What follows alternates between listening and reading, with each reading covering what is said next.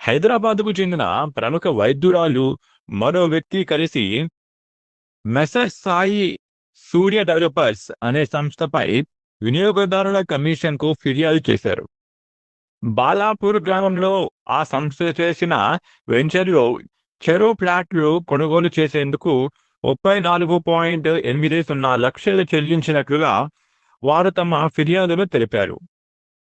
ఆ సంస్థకు మహేష్ బాబు ప్రచారకర్తగా అంటే బ్రాండ్ అంబాసిడర్‌గా ఉన్నారని ఆయన ఫోటో చూసిన తర్వాతే వాళ్ళు ముందడుగు వేసినట్లుగా స్పష్టం చేస్తున్నారు.